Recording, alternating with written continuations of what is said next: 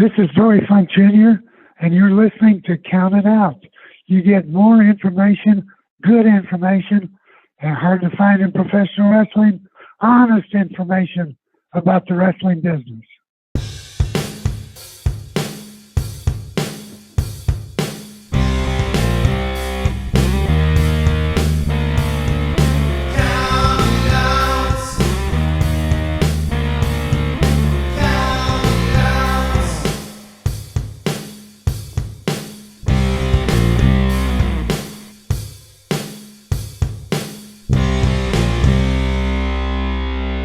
Listening to Count It Out with Mike and Tyler. Well, we are live, pals, and welcome to another edition of the Bill Apter Sealed of Approve Count It Out with Mike and Tyler. My name is Tyler, and as you can see, I do not have Mike with me this week, but I think we definitely have a suitable replacement from a personal standpoint. One of my all-time favorite professional wrestlers. He is a true pioneer in the world of professional wrestling, former WWE Cruiserweight Champion, former three-time WWE Tag Team Champion. And if you happen to be in the Northern Ontario area, you can see him Saturday, May the 9th in Sudbury, Ontario. It's going to be a Sudbury Saturday night, as Stompin' Tom would say. He's going to be doing a seminar in the daytime, and then he's going to be stepping in the ring later that evening. It is my absolute pleasure to welcome to Count It Out the one and only Paul London. Paul, this is awesome, man. Thank you. Yeah, this is great. No, thank you. I was going to say Mike has been counted out, but he's not. He's just he's counted out this week. He's on business affairs, and that it's Bill Apter approved. That's super special. I'm that's huge Bill Apter fan. Love him. Me great too. Impressions. He does. His audiobook is absolutely phenomenal. We were very fortunate enough to interview Bill early in our days as a podcast, and when we were done, Bill was giving us a little show bumper, and he was like, "Man, I really enjoyed my time here. Can I give you my seal of approve?" And we were like, "That's cool. Absolutely, you can, Bill Apter. Yes, absolutely, you can." I don't know if how many people he's actually said that to before. He told us it was only Ricky Morton he gave it to. I'm sure that I don't know. I don't know if I believe just that, but I'm going to take it, and I mention it every time I wear it as a badge of honor. Love Bill. Those magazines got me through some times. Same. It was great to meet him and befriend him, and he's quite a I've been there, done that. You know? Yeah. I mean, like we talked to him for an hour, and I felt like we could have talked to him for 6 and still not gotten anything out of it. He's done it all, man. Yeah, he's great. Well, thanks for having me on. Yeah, I appreciate you taking the time. Like I said, like you're one of my all-time favorites. I first saw you and discovered you with your street fight with Michael Shane. That was kind of the fight without honor, which I would love to talk about a little bit later on. I got some. Sure. We'll get there, but that was kind of like one of the first viral-ish clips that I remember seeing, because that was around the time when YouTube was starting to get big, and from being a guy in Toronto, like I didn't really know a lot of the indie scene that was out in the States, and to all of a sudden see you doing a shooting star press off the top of this broken ladder when the whole arena's chanting "Please don't die." I was like, it's like, holy shit! Like this is crazy. I think that's what went more viral was the chant, because that was the first time "Please don't die." That's where "Please don't die" was birthed, and I had since over the last couple of years been in touch with one of the gentlemen that started that chant. He lives in Philly, and anytime I'm up there, I'll invite him to the shows that I'm at, because he's a good guy. There's 2 other guys with him when they started that chant, but that was a really kind of neat thing when I first got up with the entertainers at WWE, hearing that chant just in little spackles throughout the crowd. I was like, I know where the smart marks are. You got a DVD. I think Ring of Honor named a DVD, Paul London, Please Don't Die, right? Yeah, they did. And I think, when that happened, I think that was 2002, maybe late 2001, somewhere in there, 2002. And so when Gabe called me and he was like, let's put out a shirt or do merch or something. Cause I had a t-shirt. I think it was my first actual official t-shirt. And it was like, please don't die. And then he was like, what do you want to say on the back? I was like, oh, I got to come up with, I didn't even come up with please don't die. But I was like, oh, and I was in this Final Destination mode. Cause I don't know if Final Destination 2 or 3 was that, but it was like you can't cheat death, and I had the T crossed out, so it was like you can cheat. This is stupid, but that was all Final Destination influenced. In case anybody's wondering. That's amazing. Well, I guess Yeah, since we're on the topic of the match, like sure, you and yeah. Michael Shane, you guys created magic that night. This was in the very early days of Ring of Honor. I like for me when I think back to those early days, there's two clips that I think really helped put Ring of Honor to the next level. And I think about your Shooting Star Press. And I also think about that spot that Loki and Red did, like the Matrix stuff. Like to Oh me, yeah, to me, like it was cool that Ring of Honor had Eddie in those early days. But those two clips, I think, yeah. are what really got people like taking a hard look over to that company. What do you remember That's about? cool. What do you remember about the street fight with or the fight without honor with Michael Shane? Like, what are you thinking when you're on this broken ladder and this whole Ah, arena is in the palm of your hands? Like, that's a crazy moment. well, before that, I was scheduled to team with Danielson because I think they were doing some sort of tag tournament. And so I was supposed to team with Danielson, and I think we'd even cut an initial promo to do that. But at the beginning of Unscripted, it starts off, I think, with Danielson and I talking about how we're going to go on to success or something in the tag tournament. And then Michael Shane comes out and interrupts me, and he and I start this impromptu fight, which stems off of a previous match. And then the what's crazier than the shooting star for the broken ladder, Tyler, is that uh, I just impromptu did kind of a springboard shooting star out of the corner from facing the crowd, jumping up to the top, and then shooting star over the ring post to Michael Shane while I'm in street clothes. Um, that was dumber and crazier and a lot more stupid of a risk for me to take. But Gabe had called me that week.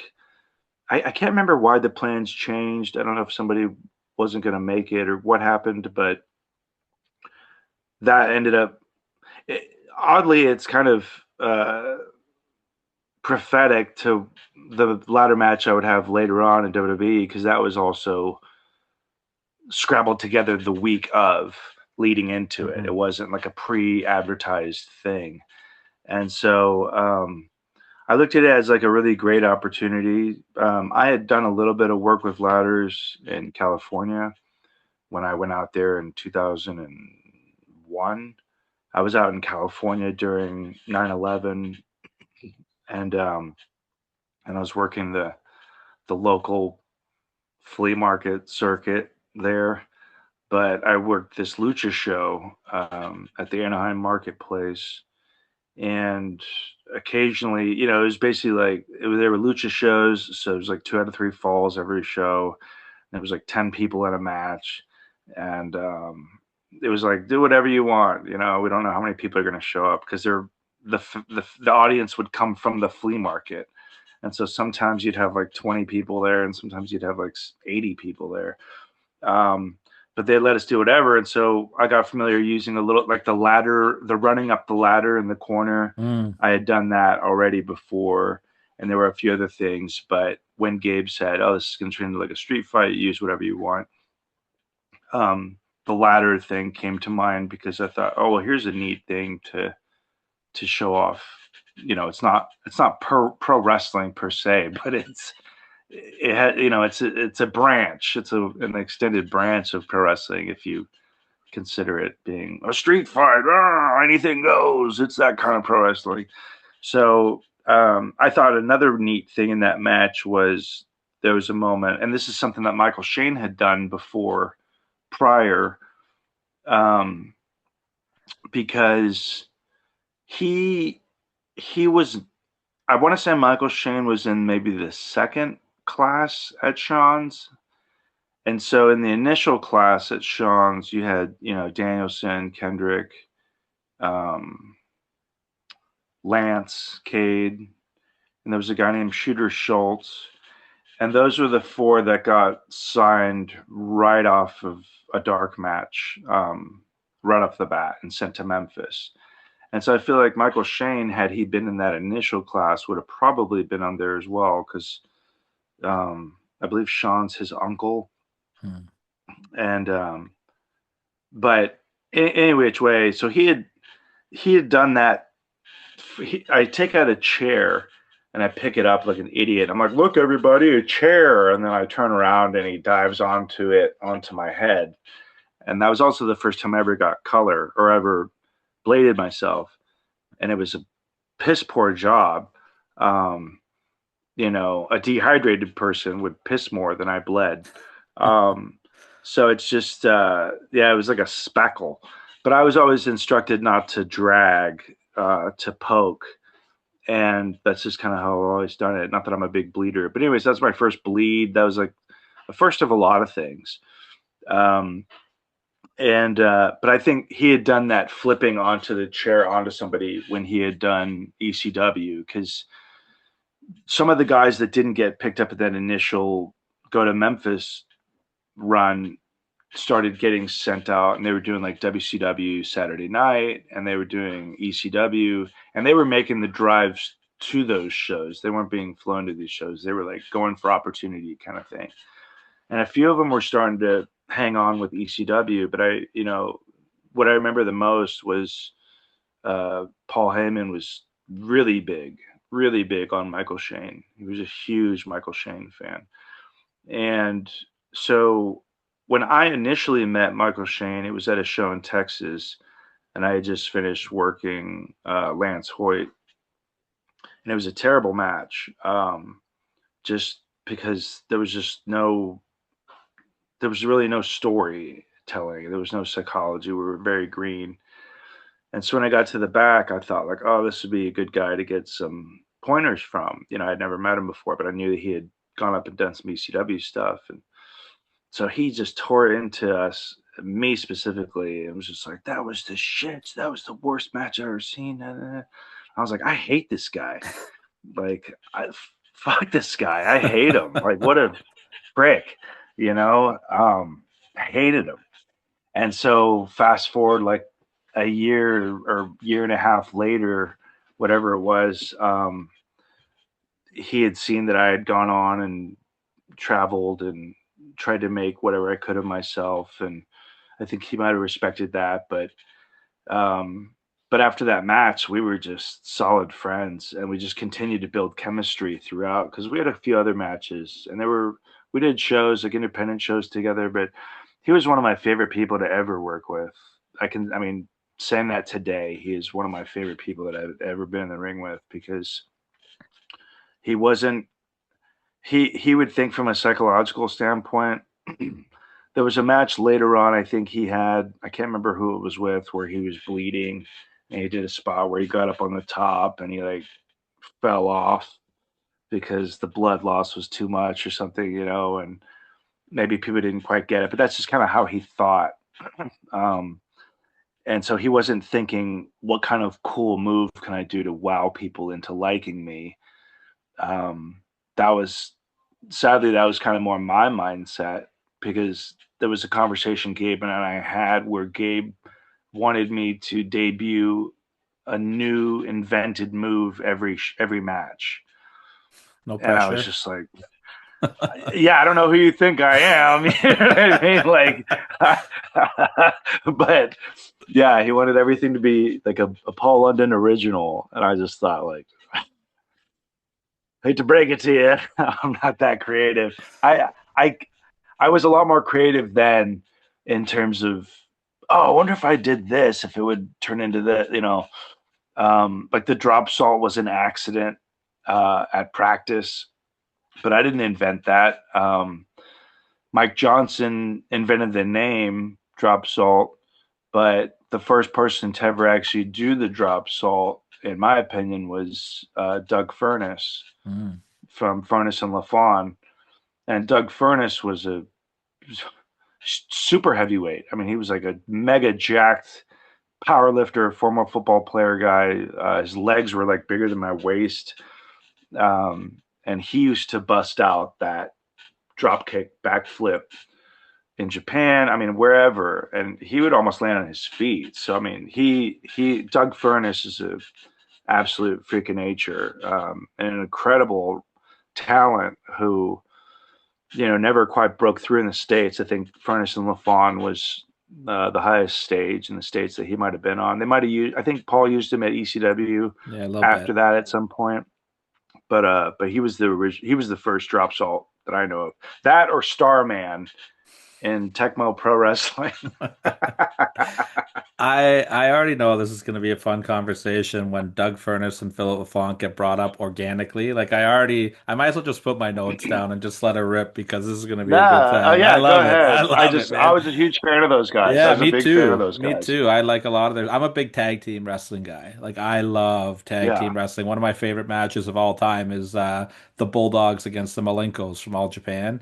I just think that's a clinic, man. Like, it's and the layers. I'm gonna show that to my students. Yeah, man. I'm gonna show that to my students. That's a good one. The layers, the layers that it go like because when Davey comes in, it's they really like slow down and grapple a little more, and then like he shows off the power, and then Dynamite comes in, and it just like picks like when Dynamite and Dean especially are in there together, it's just like holy shit, rad. It's just another level. That's rad. Yeah. I'll send you. I do show my students.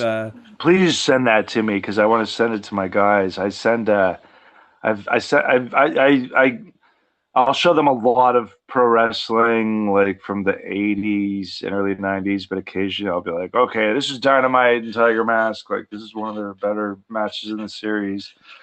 Just to show them the difference in intensity. Yeah. But Dynamite I could can't hit wait the to ropes. see that. He could hit the ropes too. Dynamite, like in that snap suplex, it's incredible, unbelievable, incredible. No, it's incredible. I think it was so obvious to see his influence in Chris Benoit throughout, and so that was. You can generally see who influences who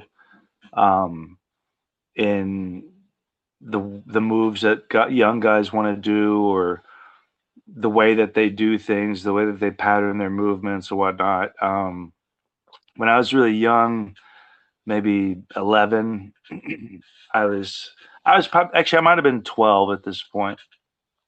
So my dad had just remarried, excuse me, and my stepmom had moved in and brought in her furniture, and she had this family heirloom like table. It was like a coffee table, so it's kind of low to the ground, it's like shin height, and it was shaped like a ornate like sled, like one side of the table kind of curved up like handles, and it was wood, and it was carved and had like these birds in it. It was really nice. I don't know what it was doing anywhere near me. And so I was in this TV room area where I'm watching wrestling. And the legs were like bird talons or something. Like, anyways, so I'm watching, I think, Survivor Series 92. And Ric Flair's team, can't remember who else was on his team, but that was like he's doing Mountie and Warlord. Mountie, yes, Warlord and DiBiase and Barbarian. No, DiBiase. Yes. Oh, that's awesome. I love that match. So I'm watching. Yeah, I did. That's always like a go-to era for me. And so I'm watching Flair do these kicks, not in the corner, but just how he would snap a kick. And I got up, and I'm 12 or whatever, and I'm like trying to mimic it a little bit, and I throw one at the table, snap the legs off immediately. And I'm like, Oh, shit, no. oh my God. Yeah, I just snapped this table. Like one of the legs snapped off from me giving it this Ric Flair snap kick thing, and That's crazy.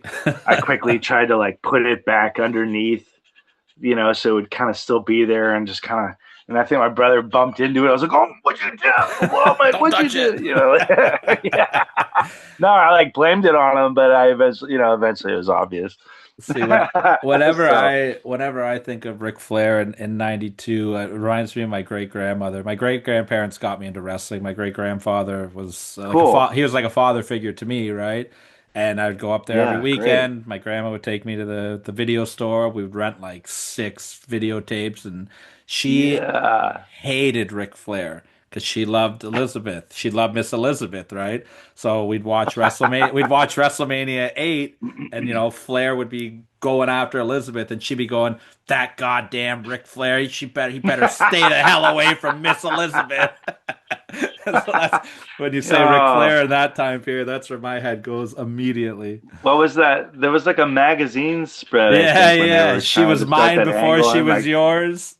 yeah, and she's like, either he's feeding her, she's feeding him strawberries or something, like around a pool. It Yeah, was it's like, so oh, that ridiculous. minx. It's so funny. Yeah, that's my 1992 Ric Flair memories for sure. Well, With because to grandmother. me, I love that. Grandparents typically love wrestling, especially if you go to the UK. There's a lot of elderly in the audience, um, and so there's. It's not so much like a thing people are ashamed to be like fans of pro wrestling now. Like when I was growing up, it was kind of like, oh my god, it's so stupid.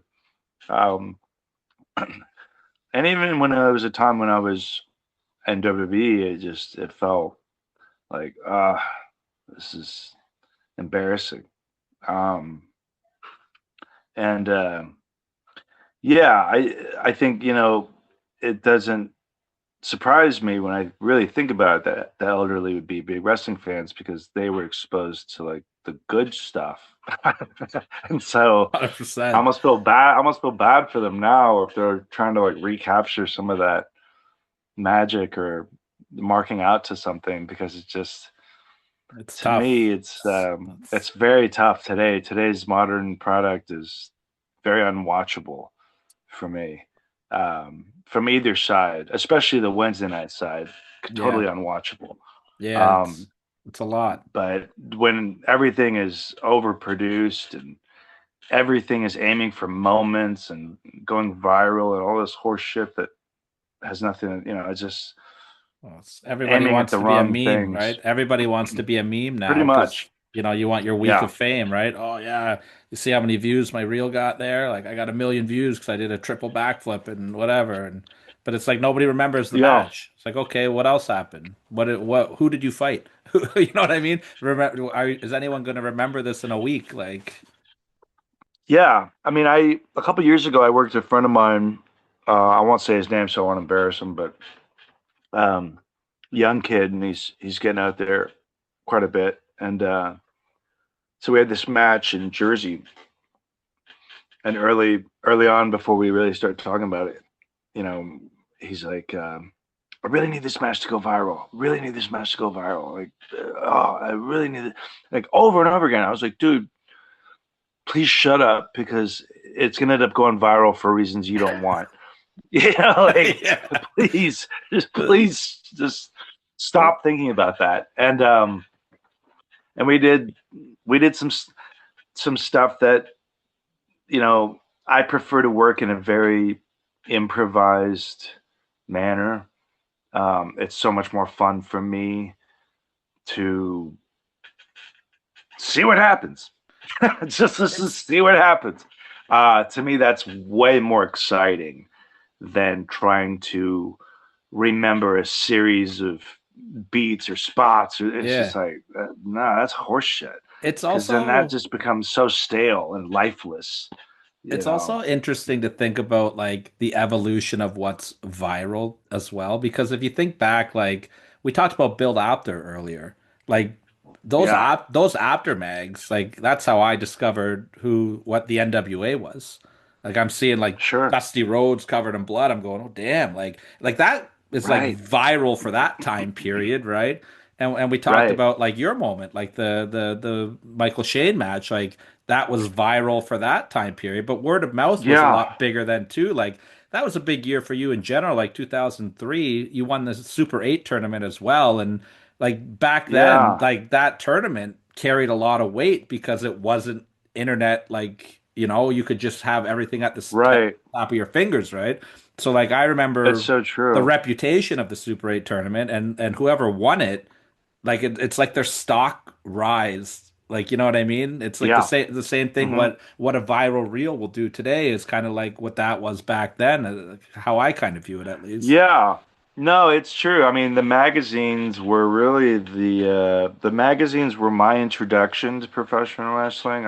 I stumbled upon magazines, and that really grabbed my attention like nothing else. And so, um, the magazines were the social media back then, because the faces I would see in there often, it wasn't like this is on television. I'll just watch the television. I was going to Half Price Books or any used bookstore, and I was buying out all their back issues of Mhm. anything wrestling they had. Um, and I would just just sift through these constantly, just absorbing everything and reading the everything, and I would cut these pictures out and put them on my walls, um, and so when I would, you know, Bill Apter does a great Jim Kettner, by the way, which Jim Kettner is who started the ECWA Super 8, and he was a fantastic promoter. And so I saw about the Super 8. I saw coverage of the Super 8, PW Insider, the wrestler, and it was like, wow. And so then when I got to literally be in one, and personally, I feel like I was in one of the like weaker years. Just I don't know. There was some great talent in the tournament, but I feel like there were other tournaments that showed out better. Um, personally, and I didn't get to keep the trophy. Like that's a big work. So I Oh, was that really sucks. bummed about that. Yeah, I was like, how am I gonna? I guess I'm just gonna carry this on with me. They're like, no, that stays here. I'm like, what? Like, they're like, you don't want that piece of crap. It's old. Like, it's unscrewed. Like, we have to screw it back. But but that was, it was a big year for me. I was really trying to just un- uncover every rock I could. I think there was a week in there that I got like wrestler of the week or of the month or something in one of the magazines because I had done Japan for 01, flown back, I had done Raw and SmackDown tapings as like tryouts, and then I went to TNA for Wednesday nights showing, and then I did like Ring of Honor like the following weekend. So I did like all those companies in like a week, and I don't know if that's ever been done since or ever before. So that was kind of a neat thing that I always like to, I'm proud of that. I Yeah, think that was kind of 100%. neat. A very exhausting week. But I was willing to do just about anything, and take just about any risk to try and see any opportunity through, at least to show, even if the opportunity, if I got there, say like there was an instance where, or a situation where Terry Funk, who is one of my mentors, had asked me to drive up to Lubbock. I was in Austin, and he was like, "Come on up to Lubbock, for what was the name of that Jimmy Hart promotion he tried starting at one point?" That's what the not the And XWF, low was it? key, low, yeah, I think it, Yeah, yeah. Was it called XWF? I Yeah. think so. They did the taping with like Yeah, Mr. low key was Perfect and quick kick. Hogan. Yeah. Yeah. And so he was like, "Come on up to XWF, Lubbock, and can't promise you we'll have a show, or get you a match or anything, but at least get to meet people and stuff." It's like, yeah. So like I did the 9-hour drive, like sure, like no promise of anything. I had my gear with me. Josh Matthews, actually, I met Josh Matthews at that show. He had just come off of Tough Enough. No kidding. Yeah, and but didn't get a match. But I met Piper at that show, and he introduced me to Roddy Piper, and we became friends. Maybe not from that instant forward, but when I met him later at WWE, he actually remembered that, and then he became another mentor of mine, which was a really special thing, having always been a huge Roddy Piper fan and a Terry Funk fan. I mean, Terry is still one of in my head, it's like perfect wrestler kind of thing where it may not look perfect. It may not look the cleanest, but in terms of getting about as perfect of a pro wrestling presentation and match and character and everything encompassing, like you can pretty much bet on like a Terry Funk. Yeah, to get some sort of action. Huge Terry Funk fan. His unpredictability-ness, and like you as a fan, I never know what he's gonna do. And then you can and the range that he has, like he can have you laughing, doing hysterical stuff. He can make you emotional and want to tear up. The empty arena match, my eye, like that's like amazing stuff, right? Like him and what's his name, Lance Russell, I think is the announcer. Like their interaction. Lance Russell's one of the best. God! Before Lawler even comes out and Funk's swearing, and Lance's like, "Terry, you can't use that language," and he's like, "Fuck you, fuck you, come Lance on, Russell. Terry, we're okay, we're live, we're okay. Well, okay then, okay. We won't be able to air this on TV, Terry. Like, come on, I don't give a shit.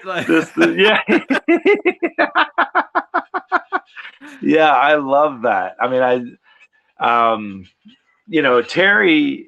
A lot of people don't know this, but Terry is who got me into Ring of Honor because he did a shoot interview with RF Video at the time when that was like the only game in town.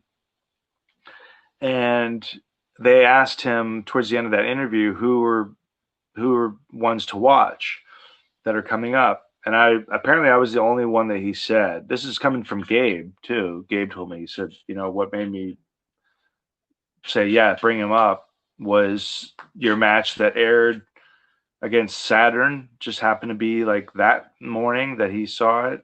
And then they interviewed Terry, and I was the only name that he said in terms of one to watch. And so him vouching for me is what got me basically into Ring of Honor's good graces. So I thought that was really, it's things of that nature that mean infinitely more than titles or 100% stuff. He's a legend, man. Like he's one of the greatest to do it, and you're not the only one to say that. You know what I mean? Like we've been really lucky to form a great relationship with Homicide on this show. He actually announced his retirement. I love Homicide. Like he announced his retirement on our show. Like it's just I couldn't believe it. So he is retired, or that's he a done shoot. Now? Yeah, he's banged up. Like he's got some surgeries and stuff. He said he's doing, and he said it on our show. So I'm not betraying anything by him saying that But if he can get those all taken care of, maybe there's another one in him. But like he says the same thing about Terry Funk. Terry's his favorite wrestler, and like you just hear so many people like the influence of Terry Funk, and I think it's great now that it's really coming out more and more about Terry Funk, like how great he was to the younger talent, how great he is to study. Like, I mean, I think we could probably do a whole 2 hours talking about Terry, even Dory too. Well, Dory's who initially. So my trainers in order, but not one after another. But first time I tried to get training was through Exotic Adrian Street. Ripped me off, took my and three other guys' money and used it on eye surgery. And then he would just come around to the apartments that were a Roach Motel to try and sell us paintings of like naked Native American Indians with like wolves in front of their dicks that he painted. So he'd come, oh, let me show you a headlock. And he'd like, yeah, and then he'd like leave. And there was no ring. It was a shit show. I was 16. So then I went back to Texas later on when I was about 19. I was back in Austin and I trained with Polish power Ivan Putski. So that's who initially really broke me in. Scott Putski as well had a big hand in training me. The way that I take turnbuckles, and there's a trick to it, but that's straight from Scott Putski. And there's a lot of stuff that he really helped me with. Yeah, I was really grateful for that. Because I was a big fan of Scott Putski when he was like the crushed velvet pirate or something in WCW when he came back for like a short cup of coffee. Yeah. He just never really recovered after that blown ACL, I think, that he suffered with Brian Christopher. Yeah, that was because he had a lot of momentum going at that time too. It seemed like WWE he was did. getting behind that him, was like right? I think it was the finals of the cruiserweight tournament. It was like around that time light period. heavyweight Yeah, tournament. like, it seemed like they wanted to build that division around him for sure. Yeah, and so that was a real shame. And then when I saw him pop back up on WCW, decked out in like international mail gear with like the velour like pirate jacket or something. I was like, all right, oh, this will be cool. Like he had like crushed velvet like velour tights or something. I was like, all right, yeah. But nothing ever came of it. But so I was really honored to like get to train under both of them. I mean, Ivan Putski, Joe, he's like one of the sweetest people in the world. And just like the kind of like athletic coach in high school that you wanted to be on his good graces, but he'd always be there for you. He's just like just a superhuman being. From there, I went out to California. I got a little bit of training with Christopher Daniels and Tom Howard and Aaron Aguilera, who later went on to be Jesus and stab Cena. And then I went back to Texas, and then I went out to Florida, and that's when I started training with Dory. And that was a whole eye-opening situation too, just because they were really pushing his school in the magazines. I think Slam was out at this time now as well, so it was like big, colorful magazine. But the Funkin' Dojo, the Funkin' Conservatory, and so this was in Florida. So I paid, whatever it was, like $1,300 or whatever for like a week of training, and it was like an intensive. So you'd be training like all day, every day, with a break in between for lunch and like working out. And then the gimmick was there was a show at the end of the week, so everyone would be on the show. So it was like learn how to be a wrestler in a week kind of thing. So like they wouldn't advertise it like that, but that's kind of how it came off. So I would get there, like I got there, and there was maybe less than a handful of actual pro wrestlers wrestling around or trying to go for something. And there was like a lot of like just kind of backyardy cosplay kind of pretender, similar to today. and so they would all get put in like a hardcore battle royal at the end of the match because it's like no way we're giving these people like matches. They're terrible. 100%. They're dangerous. But the weapons would be like pool noodles. Like shit you buy from like the dollar store, like the crappiest like tin, and they'd be like getting whipped with the pool, and like I was just like, oh, this is embarrassing. And then I would get like a match with like Nakamura, Nishimura. No, not. He was an older New Japan guy, but Dory was bringing him in for Osama Nishimura. I think that was his name. And he knew who was serious and who was like did their check clear? Like, Yeah. And that was the only time that I paid for that camp. After that camp, they were like, just get your airfare and we'll take care of it. And I was like, oh, wow. And then I started getting invited to breakfast with Dory. And that was really bizarre because I don't know if you remember Adam Windsor, but he was the royal stud, Adam Windsor, and he was pushed in all the magazines, right? And he was a good guy, English kid, like $175, soaking wet, right? But Dory's wife, Marty, who really had her grips on the thing, was like, "There's no money in cruiserweight wrestling. There's no future in that. You have to get heavyweight wrestling." So she ballooned him up to like 245. Yeah, and so I'm sitting there at breakfast. I have a steak, eggs, whatever. He has like almost double or triple that. And she's like force feeding. She's like, "Adam, you need your calcium." Puts like a tub of ice cream in front of him. I'm like, what the fuck kind of ice cream? What kind of calcium is it? What? Like, you need your calories. I was like putting like 2-liter soda in front of him at breakfast. And I'm like, what the fuck is going on? And he looked like a packed sausage in his singlet. And we teamed together. We were actually the NWA Wildside tag champs at one point. But the gimmick was that his parents were like these wealthy horse breeders, and so like they would put up the money for the Bang TV show and all that, and they were like, "We guarantee we'll get your son signed," and that never happened. But I benefited off of the residual effect of that, basically, because they had scheduled. I'd already gone for a few camps. And they had scheduled with WWF at the time to have Adam do tryout matches at house shows, and so he was going to get in a Florida circuit. So I think the first night was like Jacksonville, then it went Lakeland, and then it went Fort Myers, and then it went I can't remember where the TV was the fourth.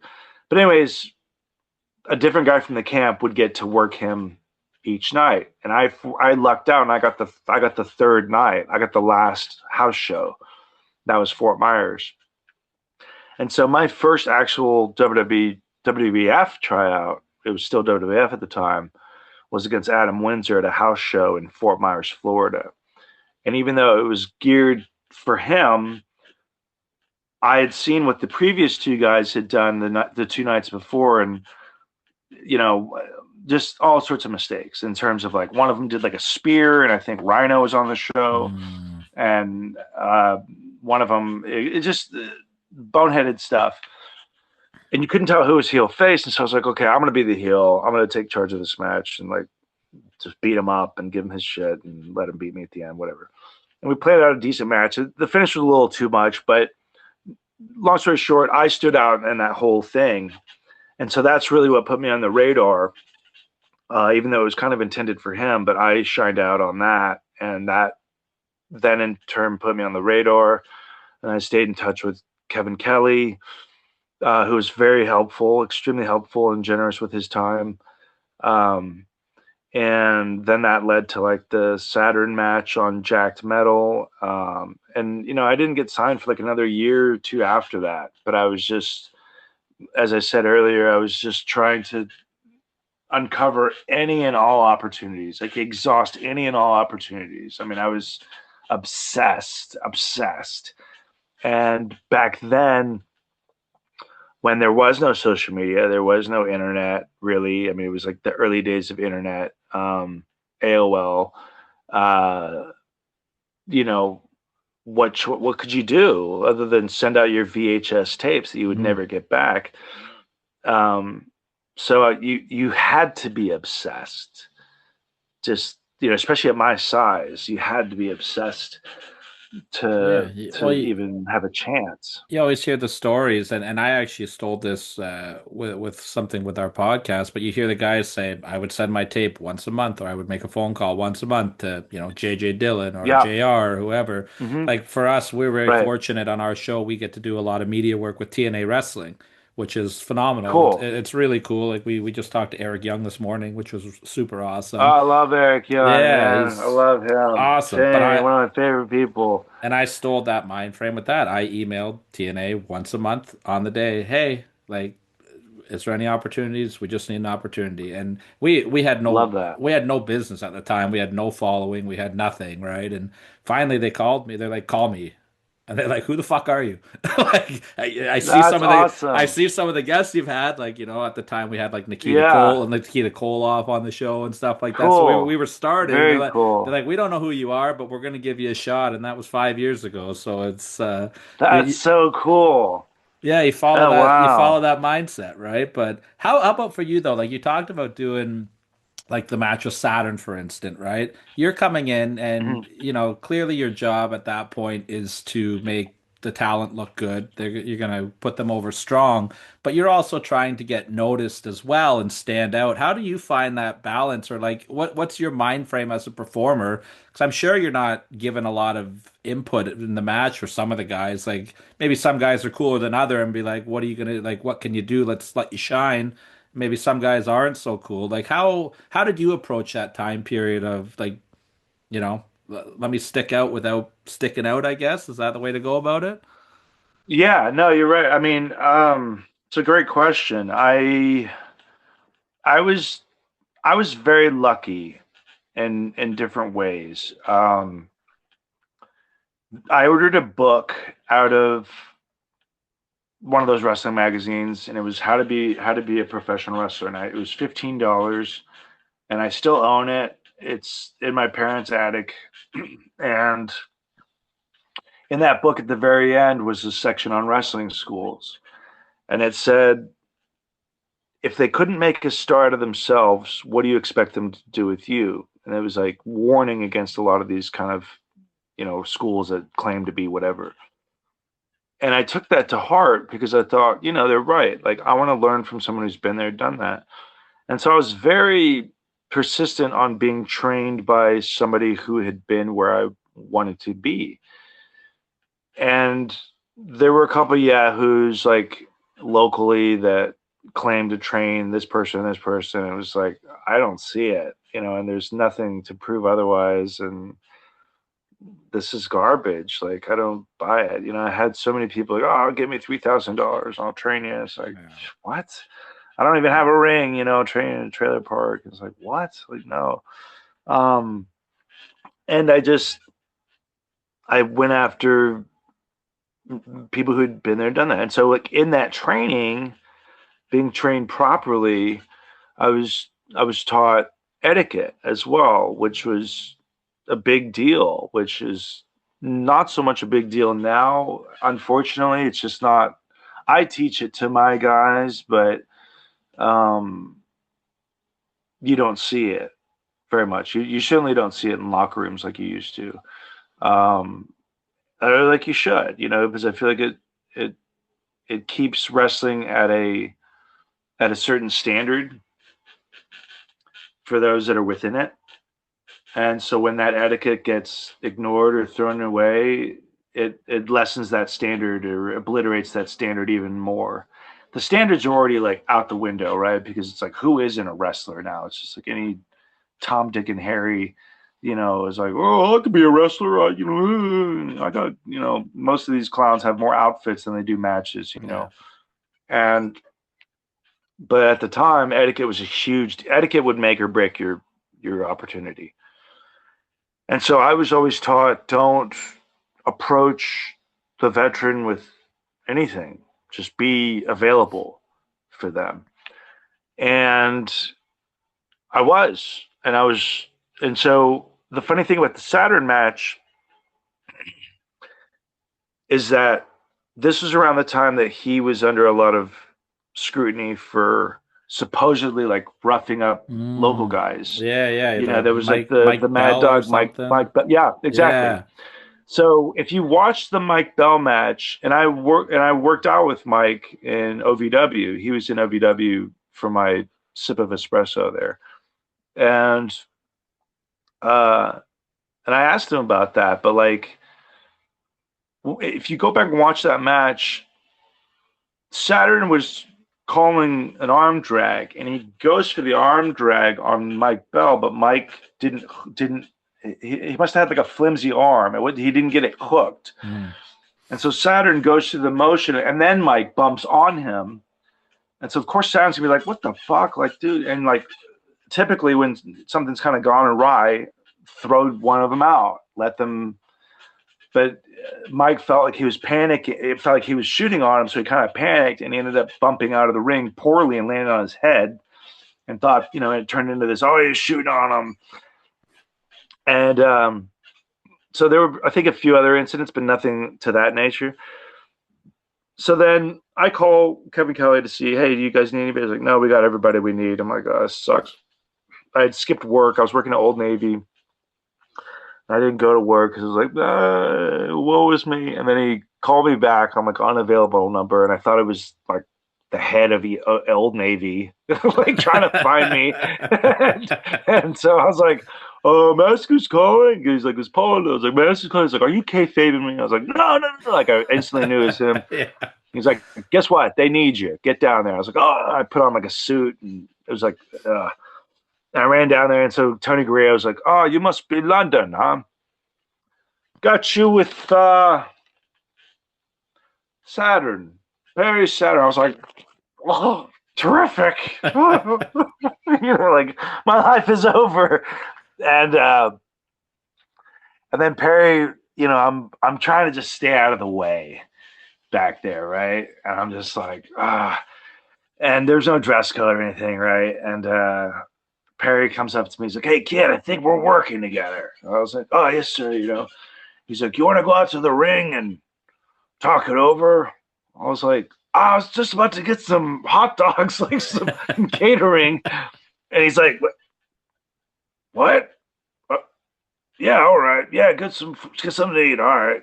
And like he goes to the ring, and I'm like inhaling food down this buffet line because I was hungry. And then I was like, you idiot! He's gonna kill you! No! I was like, were the hot dogs good at least? Like, was the hot dogs worth it? Oh yeah. They were, and I think I had like 3 of them in like 2 minutes, and I was like Kobayashi, and I ran down there, and he was like, "Oh, that's fast." I was like, "Oh, yes, sir." Yeah. And then he just started asking me, he's like, hey, if I do this, could you do this? And I was like, yes. And he's like, oh, well, if I do this, would you be able to do, what could you do right here? Oh.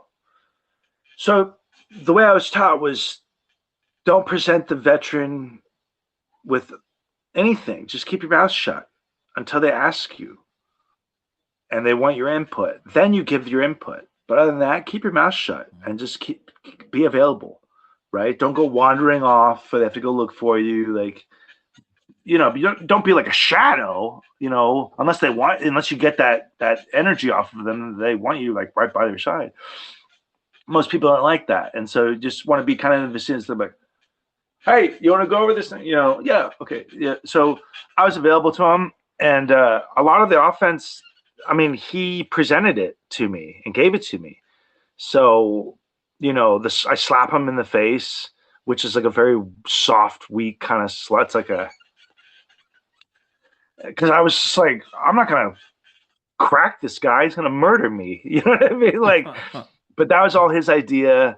Reverse arm drag. That was all his idea. But then it was like, when he would ask me, what could you do here? And I would present something. He was like impressed. He was like, oh, really? Okay. And then there's like full Nelson release suplex at the end, and he was like, if I catch you with like a dragon suplex, could you take that? I was like, if you want, you can let go and I'll go flying on him. And he's like, really? Okay, yeah, let's do that. So it was just like, how can I make this look as good as possible. But ultimately, it was my selling. My selling is what ultimately really helped put me on the map, because selling is what makes the story move forward. And at my size, if I was going to be deemed the guy who just puts everyone over for the rest of his career, but I get like a 30-year career out of it, like Brooklyn Brawler, I was ready to do that.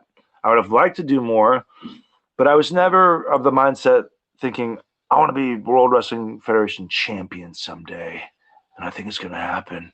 Well, Yeah, I'm going to make it happen. I'll tell you though, Paul, it wasn't my dream. It did happen when I used to play SmackDown. Here Comes the Pain, because I would always pick you, and you were the WWE champion in my career mode. Because the drop salt was in the game. I was like, "This is fucking awesome!" Like, wow. So you were my WWE champion in SmackDown. I think it was Here Comes the Pain or whatever game that was. Yeah, and then my debut match was for the world title.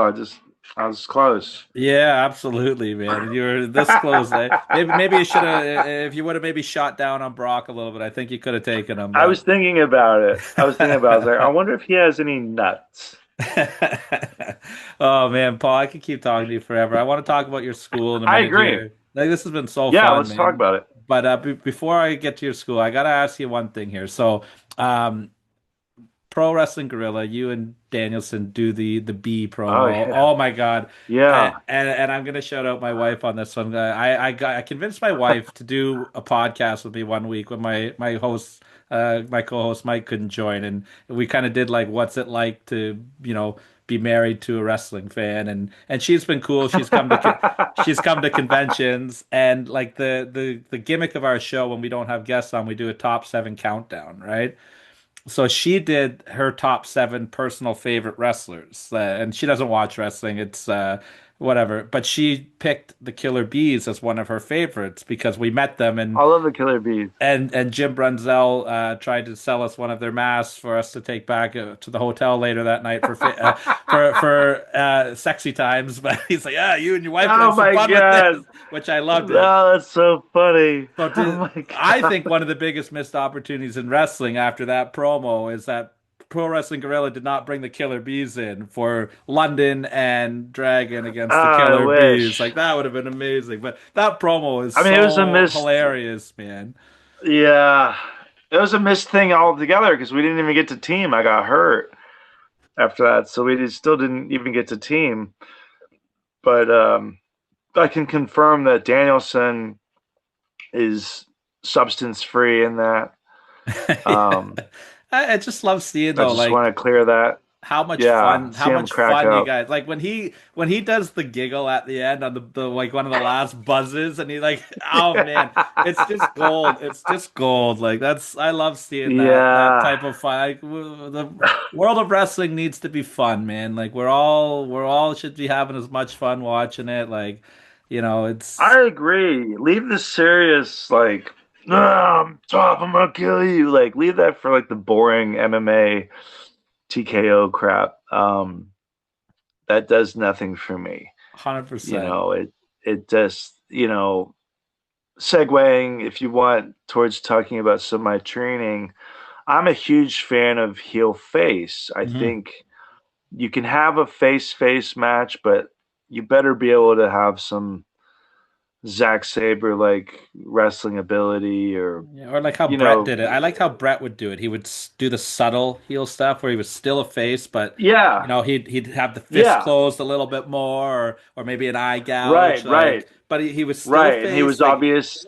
It was from experience. Yeah, he had a great match like that with 1-2-3 Kid. Yeah. Where you know what I mean? He picks him up at the end, and it's kind of like helping him out at the end. Yeah, but it's like the subtle stuff where it's not over the top, where he's not punching guys in the dick and hitting them with a chair. Right. But Bret Hart was the rule follower. Yeah, but now all of a sudden he's like, I'm gonna gouge your eyes against the ropes here, or you know what I mean? I might not break on 5 right away. I might be a little more aggressive in the corner, little details. And I think it's tough. I think a face match is one of the harder things you can do. So I'm just a huge fan of like, who should we cheer for, or who should we not cheer for, right? And that's a big deal to me. And I think so I'll tell my students, like, name me a a face versus face movie.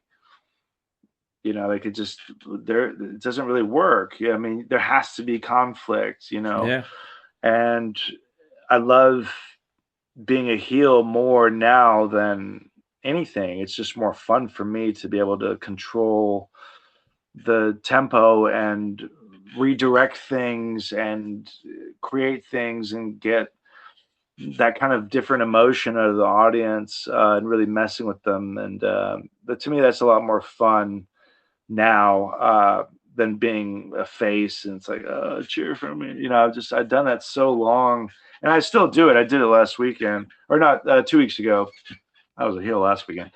But I just think it makes it fun, you know, because the audience is watching this physical one act play. There needs to be conflict. There needs to be persona. There needs to be opinions. There needs to be noise. You know, there needs to be all these things that you wouldn't get in like a real serious bout where it's just like, yeah, MMA stuff bores me. You know what I don't like is the cool. I don't like the cool heel. Like I hate it. I hate the cool heel. It drives me nuts. Yeah. Like, I just feel like Let it me leaves do all your this baby cool face stuff. dead in the water. It's stupid. Right? Yeah. It's so dumb. What are you supposed to do dumb. with the cool heel? Like, as a baby face, how are you supposed to compete against the cool heel? It's so dumb. Being a baby face is hard enough. It's like Devil's Rejects. You know that movie? Yeah. The Rob Zombie or whatever. That's like these are the cool heels. That's a cool heels movie, right? Yeah. Because the Dark Knight, the Joker's a cool heel in the Dark Knight. Yeah, totally. You know, and it does, to me, it doesn't work in wrestling unless, to me, a chicken shit heel and a heel who is happy to get their comeuppance, that always works. And they're the ones you see the longest too. Well, yeah, I mean, but a heel should be an extension, and a good heel carries the properties and the personality traits of the people that the audience most likely can identify with not liking, right? The coward, the whiner, the whoa, no, please, you know, just like, you know, the liar, the cheat, you know, all these things. So as a heel, you're an extension of who the audience loathes in real life. And that makes it more fun, I think, you know, because then when you get yours, they're happy, and that's the best feeling. Absolutely, man. Absolutely. Well, like, let the people know about your school. It's the Paul London Wrestling Academy. Where can people find it? Kayfabe Academy. It's called London Kayfabe. Yeah, it's close though. It is. Yeah. It's Kayfabe Academy. It's in Southern California, in between LA and Orange County, and it's 5 days a week. It's typically Sunday through Thursday, unless I'm out of town, which I usually leave on Thursdays for weekend stuff. But I have 2 classes right now, intermediate and a more entry level. But the intermediates help the entry level and vice versa, especially when we're working on like strikes and little things. It's like, hey, newer guys got to learn how to take a hit and bump off of it. But it's a real stress of the mechanics and the basics and efficiency. I'm not gonna be able to show anybody everything in the world because that's just an impossible thing to try and present. It's just not possible. And to me, that's kind of a delusional mindset. I will never know everything. And the way that a lot of things birth and grow is just at that, being discovered or created. There's not a whole lot in wrestling left that hasn't been created. And we see that because a lot of the stuff that's being created today is phonier than ever. It's more cooperative than ever. It's unwatchable. It's just really unwatchable for me to see people waiting like sitting and waiting to take Yeah, something. it takes you right out of the Just match. You can hear the I spots can't do called it. so loud now. It's garbage. And these are spots that they have memorized. It's like I think less than 8% of all the wrestlers out there are calling it improvised. Yeah. Well, and you And I'm can not saying see you're like calling the the deer in entire the thing, headlight, but right? yeah. Like if Oh, something it's always doesn't there. go, you can see that deer in the head. Like, oh, what do I do now? Like, yeah, Deer in the it's headlights, and even in the stuff that they are doing, they don't have opinions on it because they're constantly thinking up here about what's next. And so they're very, very rarely are ever actually present. And so, it's yeah. So I try to help teach in that regard too, in terms of storytelling and what's important and how to build matches and how to rely on instincts and how to rely on impulses. I run a lot of uh, exercises and simulations that deal with feeding off of an impulse or like kind of a thought that comes to you right off the bat and how you apply that in the moment and whether it's worth applying or throwing away until you get another impulse. But safety is really paramount. That's my biggest thing. And so, I'm big on we warm up, we stretch, um, and then I get people tumbling, and because tumbling is something that will really help you and really save your life a lot of times when you're in there with some freakazoid who doesn't quite care how they land you or how far they throw you or yeah, how fast they slam you down. And so a lot of it also is protecting yourself in worst case scenarios because this is the ultimate vulnerability that you're giving. This is the ultimate vulnerability is in the ring. And so trust, I mean, it's just so many layers to it, but initially you really have to kind of get your nuts and bolts down and get a lot of your physicality and your core strengthened. And then we just build up from there. I work with a few companies in the area, and I'm the champion of one of them, based out of Compton Mania. Shout out to Compton Mania, where I've been the champion for about 3 years, and but it gives they're kind of the underdog promotion of California, and that's another reason I really like working with them. Everyone always tries really hard and has a lot of heart, but it gives me an avenue to filter in my students as well so that they can start cutting their teeth in front of a live audience. And it's just kind of the way that I was brought in, is you train, and then when you're ready, you'll get the green light. And it's not to say that when you're ready, like, oh, you'll go out there and have a great match, but being ready could also just mean you're a good listener and you know how to take these bumps and you know how to sell. If yeah. you know how to sell and take bumps and how to feed properly, you can have a match. Well, then I will Like, definitely encourage everybody to come to your school because the art of selling is a dying breed in the world of professional wrestling right now. So, oh, is it ever? if that's Is if it that's the ever? core that you're teaching, then please, everybody, do us as wrestling fans a favor and go and learn from Paul London because Luge. if I have to see somebody no sell another Canadian destroyer, I am going to Oh rip man. my TV off the wall. Like it drives me absolutely You know what the crazy. best counter? Yeah, I tell my guys the best. You know how you counter a Canadian destroyer? Do you know? No. You just stand up slowly. Yeah. That's how you counter a Canadian destroyer. You I just stand up I slowly, was gonna and say you it don't turns do a into a front flip. sunset flip. Yeah, I was gonna Yeah, say you just maybe stand up. Just don't do a stand. backflip for them. Yeah. No, just stand up. Make them force them into a sunset flip. Like it was cool when Petey Williams did it. All right, it was super cool, He's the and only one that should have done it. I And agree. then talking It's about homicide, that's the only person I would ever allow to give me a cop killer. And I'd taken it from him, and it was amazing. yeah. it was amazing. He I gave don't the think Helms ever origin. gave me one. He Yeah, he gave was. he gave the origin of how he got the move. It was from I Oh, can't remember. really? Yeah, I can't remember her name. Oh, It's wow. a Japanese woman wrestler that he got it from her, and he actually went and asked her permission for it.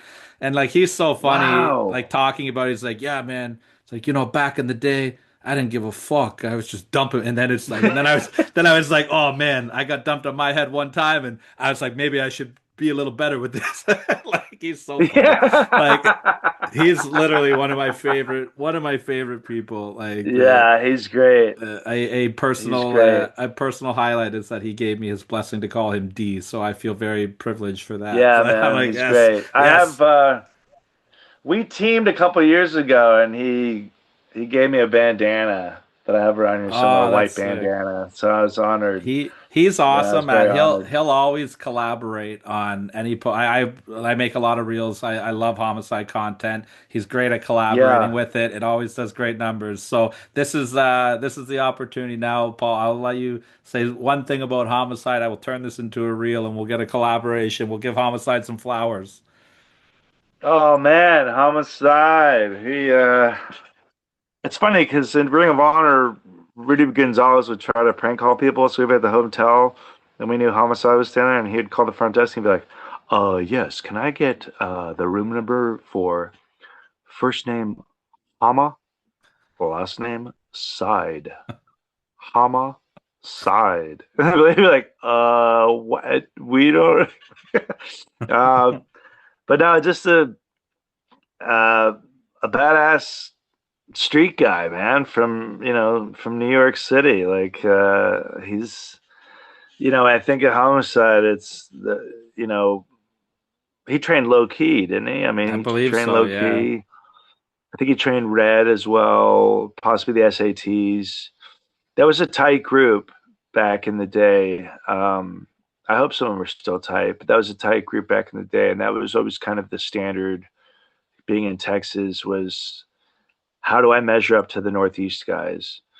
And Homicide was certainly one of them. And then when I got to work with him in like a fatal four-way match at Ring of Honor, I became a bigger fan of his just because he was just so cool and didn't actually murder me. I wasn't an actual homicide of his, so I was very pleased. But no, I'll always fight by his side and always have Yeah. his back, and I'll cherish this bandana that he gave me for as long as I'm around. And shout out So NWA because he's doing some great work as an agent for the NWA right now. So good for him, man. Billy yeah. Corgan could use all the help he can get. Yeah. Oh man. So Paul, I want to shout out one more time the seminar you're going to be doing Sudbury, Ontario on May the 9th.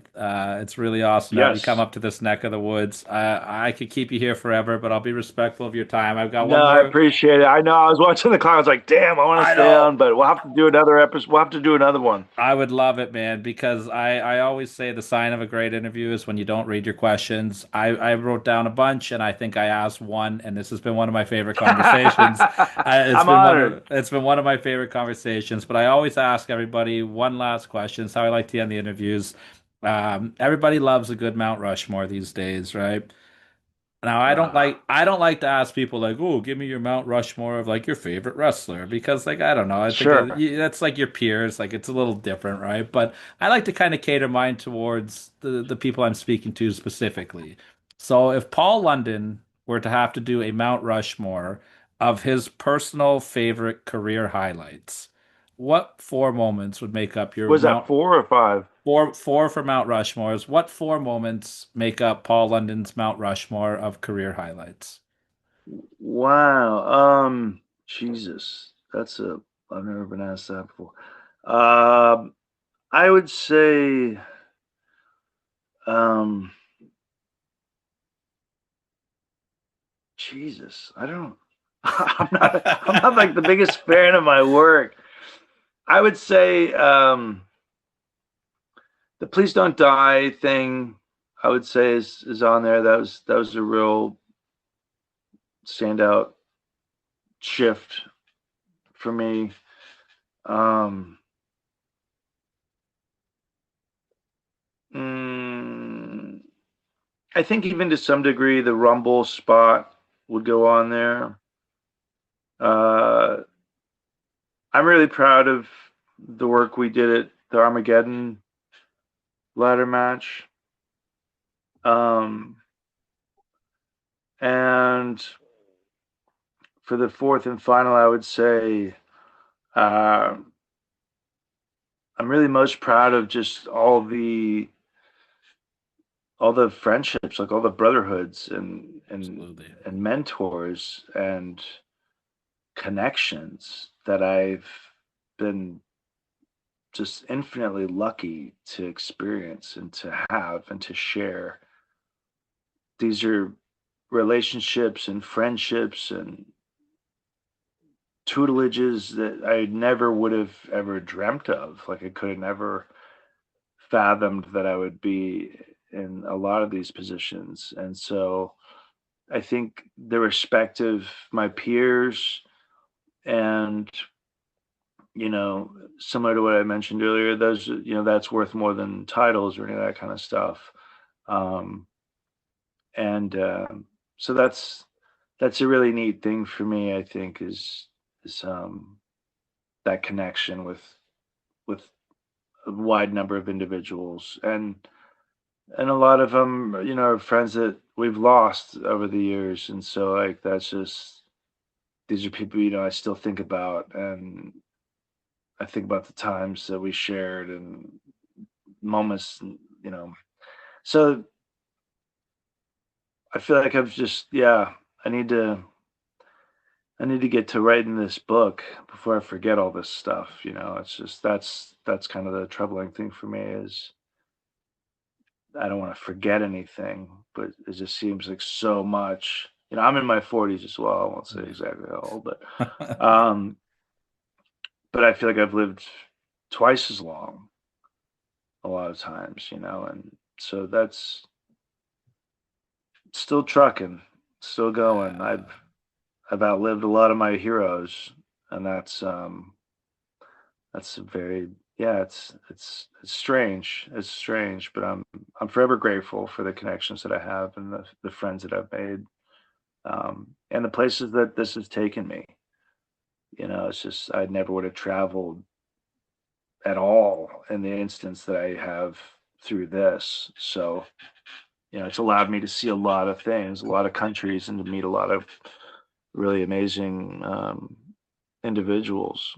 Absolutely. And So I'm very grateful for that. you've inspired a lot as well, Paul. Your body of work is something that, Ah, a lot of people look up to, and you've done some incredible things. And we just talked for what, about an hour and a half. We didn't mention anything yeah, WWE. We didn't even get into half the stuff of yeah. your career, man. I'm gonna need 6 parts with you to cover your entire career at the very least, man.